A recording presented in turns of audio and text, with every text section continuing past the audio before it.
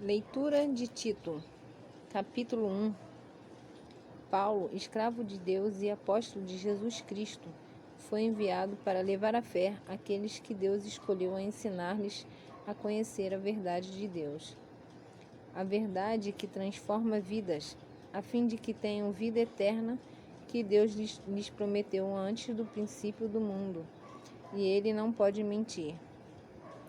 E agora, em seu próprio e devido tempo, Ele revelou essa palavra para que eu anunciasse todo mundo. Pela ordem de Deus, nosso Salvador, eu fui encarregado de fazer essa obra para Ele. A Tito, que é verdadeiramente meu filho na fé, sua e minha. Graças e paz de Deus, o Pai, e de Cristo Jesus, nosso Salvador. Deixei-o aí na ilha de Creta, a fim de que você pudesse fazer tudo quanto fosse necessário e pusesse em ordem o que ainda faltava, e que nomeasse em cada cidade líderes que seguissem as instruções que eu lhe dei. Os líderes que você escolher devem ser bem conceituados, e que ninguém possa culpá-los de nada. Devem ser maridos de uma só mulher, e seus filhos devem amar ao Senhor, e não ter fama de desordeiros ou ser desobedientes a seus pais.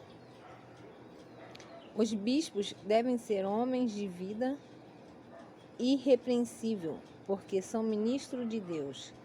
Não devem ser orgulhosos nem briguentos. Não devem ter o vício da bebida, nem ser violentos, nem ser gananciosos por dinheiro.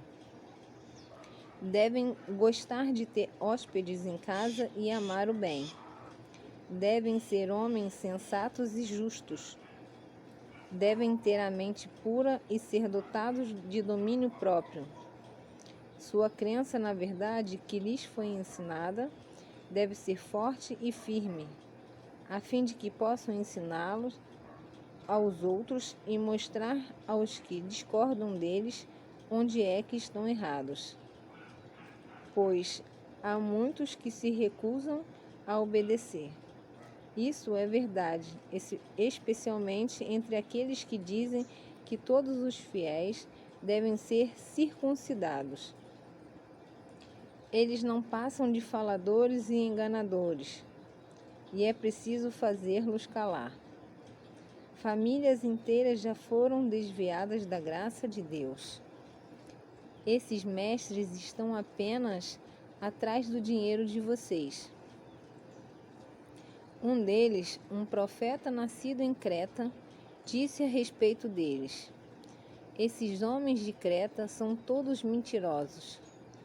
São como animais preguiçosos e só vivem para encher a barriga. E isso é uma mentira.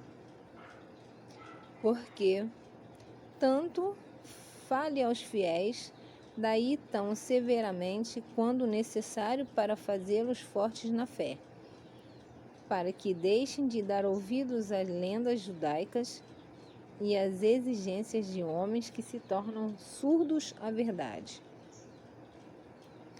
Uma pessoa pura de coração vê virtude e pureza em tudo, mas uma pessoa cujo coração é maligno e descrente acha maldade em tudo. Pois sua mente impura e sua consciência rebelde estão corrompidas. Tais pessoas alegam que conhecem a Deus, mas seus atos o negam. São corruptas e desobedientes, imprestáveis para fazer qualquer coisa boa. Capítulo 2. Mas quando a você, defenda a vida decente que acompanha o verdadeiro cristianismo. Ensine os homens mais velhos a serem moderados e dignos de respeito. Eles devem ser sensatos, devem conhecer e crer na verdade e fazer todas as coisas com amor e perseverança. Ensine as mulheres mais idosas a serem calmas e atenciosas em tudo quanto fizerem. Não devem andar de um lado para outro, falando mal dos outros, e não devem estar escravizadas ao vinho, e sim ser mestras do bem. Essas mulheres mais idosas devem instruir as mulheres mais jovens a amarem seus maridos e seus filhos, e a serem sensatas e terem a mente pura, a estarem ocupadas em seus próprios lares, serem bondosas e obedientes ao marido, de maneira tal que a fé cristã não possa ser difamada por aqueles que a conhecem. Do mesmo modo, exorte os jovens a que se conduzam com todo cuidado, levando a vida a sério. É nisto você mesmo deve ser para eles um exemplo nas boas obras. Que tudo o que você fizer revele o seu amor pela verdade, e no ensino seja íntegro e sincero. Sua linguagem deve ser tão sensata e equilibrada que alguém que quiser questionar sinta vergonha de si mesmo, porque não haverá nada a censurar em tudo o que você diz. Exorte os escravos e a que obedeçam aos seus senhores e façam o melhor possível para deixá-los satisfeitos. Não devem ser respondões nem roubar, mas devem mostrar-se dignos de inteira confiança. Desta maneira, levarão as pessoas a desejarem crer no ensino de Deus, nosso Salvador. Porque o dom gratuito da salvação eterna agora está sendo oferecido a todos. E junto com esse dom vem a compreensão de que Deus quer que nós voltemos da vida ímpia e dos prazeres pecaminosos para uma vida correta no temor de Deus, na era presente, aguardando esperançosamente aquele tempo quando se verá a sua glória. A glória do nosso grande Deus e Salvador Jesus Cristo, que se deu a si mesmo por nós, a fim de livrar-nos dos nossos pecados e nos purificar, para fazer de nós o seu próprio povo, dedicado a fazer boas obras. Você deve ensinar essas coisas e estimular o seu povo a fazê-las, corrigindo-o quando for necessário com toda a autoridade. Não permita que ninguém pense que o que você diz não tem importância. Capítulo 3. Lembre ao seu povo o dever de obedecer ao governo e às suas autoridades, que estejam sempre submissos e prontos para qualquer trabalho honesto.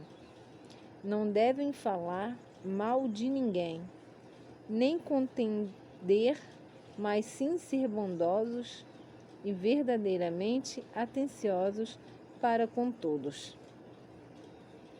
Antigamente, nós mesmos também éramos insensatos e desobedientes.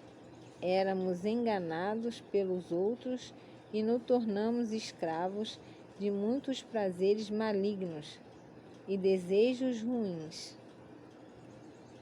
Nossas vidas estavam cheias de rancor e inveja, sendo detestáveis e odiando uns aos outros.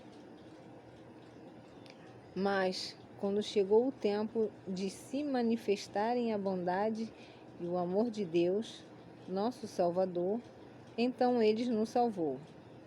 Não porque fossemos suficientemente bons para sermos salvos, mas por causa da sua bondade e compaixão, pelo lavar regenerador e renovador dos nossos pecados, por meio do Espírito Santo, que Ele derramou sobre nós com maravilhosa abundância, e tudo por causa daquilo que Jesus Cristo, nosso Salvador, fez. a fim de que ele nos pudesse declarar justos aos olhos de Deus, tudo por causa da sua grande graça, tornando-se nossos herdeiros. E agora podemos participar da esperança da vida eterna que ele nos dá. Esse ensinamento que eu lhes compartilhei é verdadeiro. Insista nele, a fim de que os fiéis não deixem de praticar boas obras o tempo todo. Por isso, é bom e útil para todos. Não se envolvam em discussões sobre questões tolas e ideias controvertidas. Afaste-se de disputas e contendas a respeito da obediência às leis judaicas, pois esse tipo de assunto não tem o menor valor e só prejudica. Se alguém está provocando divisões entre vocês, devem ser-lhes feitas uma primeira e uma segunda advertência. Depois disso, cortem as relações com ele, pois tal pessoa tem um senso de valores errado. Está pecando e por si mesmo está condenada.